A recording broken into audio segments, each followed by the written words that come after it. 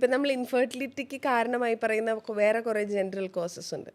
അതിലൊന്ന് over screen ടൈമാണ്. അതായത് മൊബൈൽ യൂസേജ്, സ്പെഷ്യലി നമ്മുടെ ആൺകുട്ടികളുടെ കേസിലാണ് പറയുക, ഈ ജീൻസിൻ്റെ പോക്കറ്റിലൊക്കെ മൊബൈൽ എപ്പോഴും നമ്മൾ ചെറിയ റേഡിയേഷൻ എഫക്റ്റ് ഉണ്ടേ പറയാനുള്ളൂ. അത് കഴിഞ്ഞിട്ട് ഹാർട്ടിന് പ്രശ്നമായിട്ട് പറഞ്ഞു.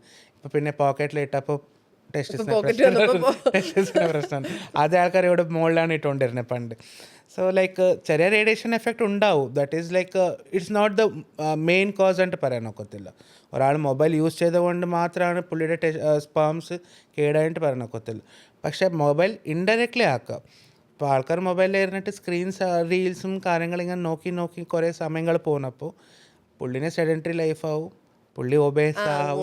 അങ്ങനെ ഒരു ഇൻഡയറക്റ്റ് ആയിട്ടേ ഉള്ളൂ. ഫോൺ നോക്കി ഒരുപാട് നേരം വെറുതെ ഇരുന്നാൽ അങ്ങനെ നോക്കി ഇൻഫെർട്ടൈൽ ആയാലും ഉള്ളൂ എന്ന്, മൊബൈലിന് ചൂട് കൊണ്ടാവില്ല എന്ന്. അതല്ലേ പ്രശ്നം. അതുപോലെ പറയുന്ന വേറൊരു റീസൺ, ഈ ടൈറ്റ് അണ്ടർ ഗാർമെന്റ്സ് ഉപയോഗിക്കുന്നത് നമ്മുടെ മെയിൽ ആളുകളിൽ കൂടുതൽ ഈ റീപ്രൊഡക്റ്റീവ് ഹെൽത്തിനെ ബാധിക്കുന്നു പറയും.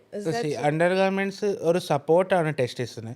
പിന്നെ ലൈക്ക് ഭയങ്കര ഹീറ്റ് എക്സ്പോഷർ ആയിക്കൂടെ. ഞങ്ങളുടെ scrotum actually it has got power to contract and അന്ന വലുതാവും, ലൂസാവും, ടൈറ്റ് ആവുന്ന ഒരു പ്രോപ്പർട്ടിയുണ്ട്. ഇതൊക്കെ ടെമ്പറേച്ചർ ബേസ്ഡ് ആയിട്ട് ആണ് ആവുന്നത്. എക്സ്പോഷർ എക്സ്ട്രീം ടെമ്പറേച്ചർ സ്പെർമറ്റോജനസിസിനെ ബാധിക്കും. സ്പെർമറ്റോജനസിസ് എന്ന് പറഞ്ഞാൽ എന്താ? സ്പേം പ്രൊഡക്ഷൻ ആവുന്ന ഒരു പ്രോസസ്. അങ്ങനെയൊക്കെ പറയേണ്ടി വരും ഡോക്ടർ. സ്പെർമറ്റോജനസിസ് എന്നൊക്കെ പറഞ്ഞാൽ ഞാൻ എങ്ങനെ മനസ്സിലാക്കാനാണ്? ഓക്കെ, സ്പേം പ്രൊഡക്ഷനെ ബാധിക്കും ഒരുപാട് ഹീറ്റ് ഉണ്ടെങ്കിൽ അല്ലേ? ലൈക്ക് ഞങ്ങൾ ഈ ഫാക്ടറി വർക്കേഴ്സിൽ, ഈവൻ ഡ്രൈവേഴ്സിൽ, ബിക്കോസ് അവർ എപ്പോഴും കണ്ടിന്യൂ ചെയ്തിട്ട് വണ്ടി ഓടിച്ചുകൊണ്ടിരിക്കും, അവർക്കൊക്കെ സ്പേമിൻ്റെ ഡാമേജ് ആവാൻ സാധ്യതയുണ്ട്. അപ്പം അങ്ങനെ ജോലി ചെയ്യുന്നവർക്ക് ഈ ഹീറ്റിന്റെ പ്രശ്നം വരാതിരിക്കാൻ ചെയ്യാൻ പറ്റുന്ന എന്തെങ്കിലും കാര്യങ്ങളുണ്ടോ? ഇടയ്ക്ക് റെസ്റ്റ് എടുക്കേണ്ടി വരും. ഇടയ്ക്കൊരു ബ്രേക്ക് എടുക്കാന്നല്ലാണ്ട് വേറെ വഴിയൊന്നുമില്ല എന്നല്ലേ? ബിക്കോസ് ഞാൻ ഇപ്പോൾ ചില പേഷ്യൻ്റ് വന്നപ്പോൾ അവർക്ക് ഈ പ്രൊഫഷൻ മാറാൻ പറയാൻ ഒക്കത്തില്ല. ബിക്കോസ് അവർ ചെയ്യുന്നതാണ്. അതെ, ജോലി മാറാൻ പറയില്ല എന്ന്. അപ്പോൾ ഒന്നില്ലെങ്കിൽ ഏതെങ്കിലും ഒന്നിലൊന്നും തീരുമാനിക്കേണ്ടി വരുന്നല്ലേ? ഇപ്പം സ്ത്രീകൾക്ക് അതുപോലെ പറയുന്ന ഒരു കാര്യമാണ്. ഇപ്പം നമ്മൾ ഒരു പെൺകുട്ടി ഇൻഫെർട്ടൈലാന്ന് പറഞ്ഞാൽ ആദ്യം ആ കുട്ടിയുടെ ശരീരപ്രകൃതിയാണ് നോക്കുക.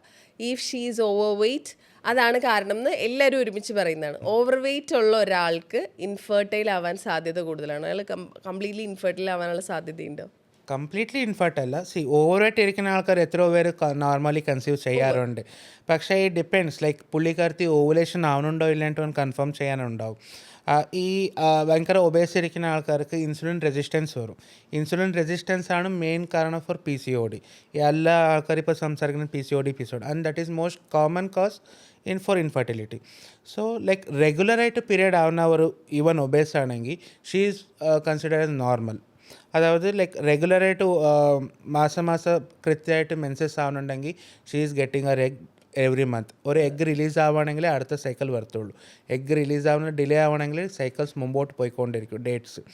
സോ പിന്നെ ഈ ഒബേസിലെ അടുത്ത പ്രശ്നങ്ങളുണ്ടെങ്കിൽ ഇച്ചിരി ഇമ്മ്യൂണോമോഡുലേറ്ററി ഇമ്മ്യൂൺ സിസ്റ്റമിലെ ഒന്ന് ബാധിക്കുന്ന കൊണ്ട് അവർക്ക് പ്രഗ്നൻസി ആവാനും ബുദ്ധിമുട്ടുണ്ടാവും. അവർക്ക് എക്സസീവ് ലൈക്ക് ഈസ്ട്രോജനിക് എഫക്റ്റ് ഉണ്ടാവുക, അതുകൊണ്ടായിരിക്കും ഈ കാരണം.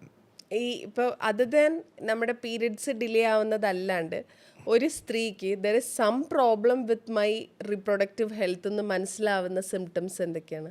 ഒന്ന് എക്സാമിനേഷനിൽ അവരുടെ ഫിസിക്കാണ്. മെൻസസ് അല്ലാത്തമാരുണ്ടെങ്കിൽ ഇപ്പോൾ അവരുടെ സെക്ഷുവൽ ഇൻ്റർകോഴ്സൊക്കെ കറക്റ്റായിട്ടാണ് പോകുന്നതിട്ട്.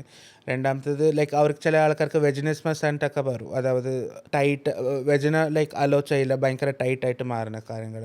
പിന്നെ അതർ കോസസ് എന്തെങ്കിലും ഉണ്ടെങ്കിൽ നോക്കേണ്ടി വരും. അല്ലാതെ ലൈക്ക് പ്രശ്നങ്ങളൊന്നും. മെയിൻ ഓവർ വെയ്റ്റും ഇതുമാണ്, പീരിയഡ്സും ആണ് അല്ലേ ക്രൈറ്റീരിയാസ് എന്ന് പറയുന്നത്. ഇപ്പോൾ ഒരാൾ കൺസീവ് ചെയ്യാൻ, അതായത് if they are planning four A pregnancy, ഒരു കപ്പിള് ചെയ്യാണ്, സ്മോക്ക് ചെയ്യുന്ന ആളുകളാണെന്ന് വിചാരിക്കൂ, അവരെ ഏത് സമയം തൊട്ട് അത് നിർത്തണം? അതായത് ചിലർ പറയുമല്ലോ, നമ്മൾ കൺസീവ് ചെയ്യാൻ പ്ലാൻ ചെയ്യുമ്പോൾ നമ്മൾ കുറേ മാറ്റങ്ങൾ വരുത്തുമല്ലോ ലൈഫ് സ്റ്റൈലിൽ.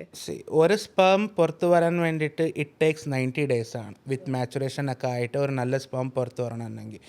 സോ 90 അതേ ഫിമെയിൽസിലാണെങ്കിൽ ലൈക്ക് എല്ലാ മാസം there will be recruitment of the antral follicles. എന്നാൽ അത് കുറച്ച് അണ്ടാശയങ്ങൾ പുറത്തു വന്നിട്ട് റെഡി ആവും. അതിൽ ഒരാളായിരിക്കും ഡോമിനൻ്റ് ആയിട്ട് ഡെവലപ്പായിട്ട് അവർ എഗ് റിലീസ് ആക്കുന്നത്.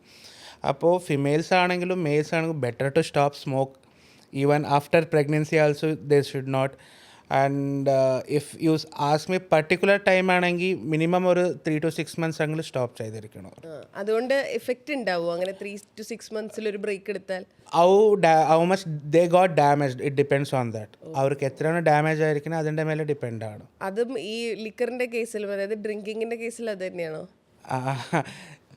അത് തന്നെ ആയിരിക്കും എൻ്റെ അഭിപ്രായത്തിൽ. ഈ നല്ല സ്പേം ക്വാളിറ്റി ഉള്ളിടത്ത് ആണ് നല്ല ഓഫ് സ്പ്രിങ്സ് ഉണ്ടാവുക എന്നുള്ളത് നമ്മൾ പറയാം. ക്വാളിറ്റി ഓഫ് സ്പേമിനെ ഡിപ്പെൻഡ് ചെയ്ത് ഒരു പുരുഷന് അയാളുടെ സ്പേം ക്വാളിറ്റി ഇൻക്രീസ് ചെയ്യാൻ നാച്ചുറലി ചെയ്യാൻ പറ്റുന്ന കാര്യങ്ങളുണ്ടോ? അപ്പോൾ other than their life style changes ചെയ്യാൻ പറ്റുന്ന കാര്യങ്ങളുണ്ടോ? നാച്ചുറലി തന്നെ ലൈഫ് സ്റ്റൈലേ ഉള്ളൂ, അല്ലാതെ വേറെ ഓപ്ഷൻസ് ഒന്നും ഇല്ല. പിന്നെ ലൈക്ക് വിറ്റമിൻ ഫ്രൂട്ട്സ് ഒക്കെ കഴിക്കുക, വിറ്റമിൻ സി ഫ്രൂട്ട്സോ പിന്നെ ഡ്രൈ ഫ്രൂട്ട്സ് അങ്ങനത്തെ കഴിക്കുക, അത്രേ ഉള്ളൂ. അല്ലാതെ വേറെ ഒന്നും ഇല്ല. പിന്നെ regular exercise, healthy food, that's all. അത്രേ ഉള്ളൂ, അല്ലാണ്ട് വേറെ പ്രത്യേകിച്ച് മരുന്നൊന്നും കഴിച്ച് സെറ്റാക്കാൻ പറ്റൂല. അത് നാച്ചുറലി ആവില്ലല്ലോ മരുന്ന്. ഞാൻ ഉദ്ദേശിച്ചത് ഈ വൈറ്റമിൻ ടാബ്ലറ്റ്സ് അങ്ങനെയൊക്കെ നമ്മൾ മൾട്ടി വൈറ്റമിൻസ്. ಅದೇದು ಮೆಟಾ ಅನಾಲಿಸಿಸ್ ಇಲ್ಲ, it's not proven. Even like ಸ್ವಲ್ಪ ಇಚ್ಚಿಡೆ മോഡറേറ്റ് ഓട്സ് എന്ന് പറയും, ആലിഗോആസ്തനോ ടെരട്ടോസൂസ്പെർമ, അതായത് നമ്പറും മൊട്ടിലിറ്റിയും പിന്നെ മോർഫോളജി, അതായത് നോർമൽ ആകൃതിയിരിക്കുന്ന സ്പെംസ്. ഇതൊക്കെ ഒരു ഞങ്ങൾ mild moderate severe and depending on the numbers we count it. Even moderate ആയിട്ടിരിക്കുന്ന ആൾക്കാർക്കും there is no definite treatment. അന്ന് like they will not become super sperms in future with medicine. അങ്ങനത്തെ ഒരു exact medicines ഇപ്പോൾ ഇല്ല. It's not proven. Like what all give is like ഞാൻ പറഞ്ഞ ഈ ഡാമേജ് ആവുന്നത് ഫ്രീ റാഡിക്കൽസിൽ നിന്നാണ്. അതിനെ മിറ്റിഗേറ്റ് ചെയ്യാൻ വേണ്ടിയിട്ട് ചില ഡ്രഗ്സ് ഉണ്ട്, ലൈക്ക് യുബിക്വിനോനും പിന്നെ എൽ കാർണിറ്റിൻ. ആ ഡ്രഗ്സൊക്കെ ഞങ്ങൾ കൊടുക്കത്തേ ഉള്ളൂ. Will see how it improves എന്നിട്ടാണ്. ഓക്കെ.